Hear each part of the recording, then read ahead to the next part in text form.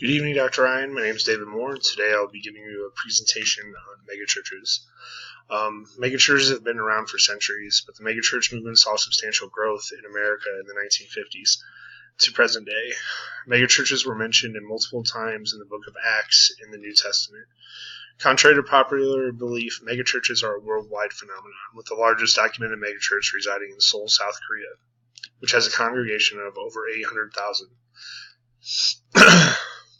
Most megachurches have similar characteristics to include massive size. They were recently founded in suburban cities in the southern Sunbelt.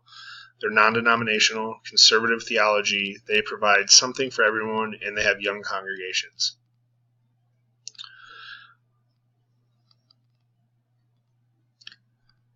When an individual sees a church with such a large congregation, it's hard to not want to be a part of something so big. Personally, when I see a church of this size, I think they must be doing something right. I believe that this is the attitude for many first-timers carry with them to a megachurch.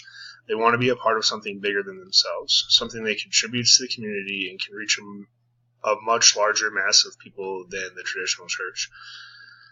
To draw people, they use an inviting, informal approach with well-produced dramatic shows, sermons, relevant to their congregants' lives, and catchy jazz and pop music.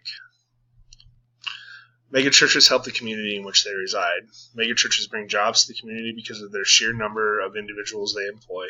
Some of the larger megachurches have a staff of 500 full and part-time paid employees. Megachurches give back to their community in a big way. With a massive congregation comes a massive profit. One of the church's main functions is to give back to the community. This can be seen from a servant leadership perspective. Of the 10 characteristics of a servant leader discussed in our leadership theory and practice text, megachurches meet most of the criteria. The church communicates by listening to the needs of the congregation as well as their community before they act. Megachurch leaders are empathetic to individuals within their congregation and community.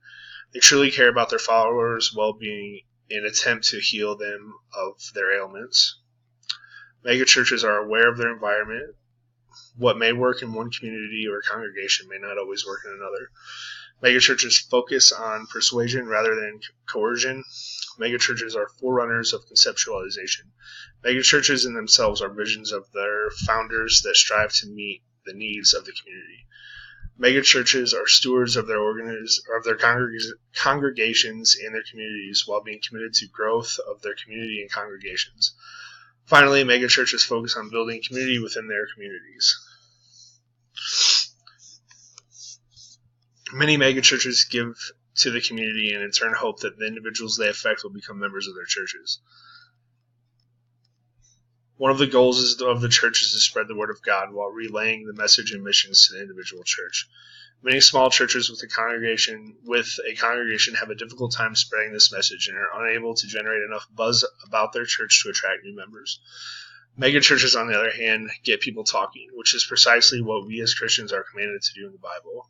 Go, therefore, and make disciples of all nations, baptizing them in the name of the Father and the Son and of the Holy Spirit. Matthew 28:19.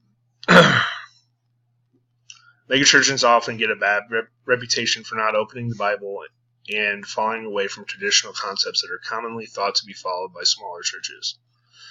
Through my research, I have found that many of these misconceptions are coming from the leaders and pastors of small congregations. God is sovereign. He does not pick and choose which churches are proper sanctuaries based on their size. I believe He is more concerned with the content that is being published by church leaders and judges based on the kind and selfless acts that the church does for their congregation and community. I don't believe that it is fair to label all megachurches the same. While there are many examples of megachurches seeming like for-profit corporations, there are also many examples of megachurches extending their outreach to many causes that may go forgotten if it weren't for them. The biggest eyebrow-raising factor regarding megachurches is the pay to the pastor. We have all heard the story of pastors buying private jets because they feel that airlines are full of demons. We have all also heard of the luxurious lives being lived by pastors of some of these megachurches. I do believe that pastors should be paid and paid well. In fact, Timothy 5:17-18 states, "Let the elders who rule well be considered worthy of double honor, especially those who labor in preaching and teaching. For the scripture says, You shall not muzzle an ox when it treads out the grain, and the laborer deserves his wages. Servant leadership is the idea that you put others before yourself. Servant leaders should be willing to perform duties, even if those duties are below their current pay grade.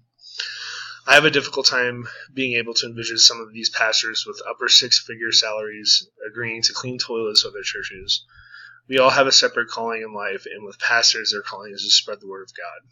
The Bible says that pastors are worth double honor, but does that mean double pay? Does double honor mean that pastors should own private jets and live lavish lifestyles at the expense of their congregations? I believe that pastors must be transparent and open about the expenses of the church. Congregation members should know where the money is going and ensure that they are comfortable with the cause. With a salary in the upper six figures, pastors should be open lines of communications to all members of the church.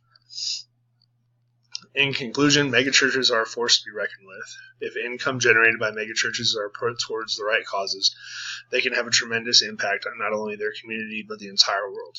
Megachurches aren't without their faults, just as small rural churches are not without theirs. I believe that a productive church is one that gives back to the community, takes care of its congregation, and provides aid and assistance to those in need. If a church is fulfilling those requirements, I feel that size does not matter. Megachurches have the power to accomplish more and touch more individuals in a smaller church, no matter the cause. Thank you, and have a good evening.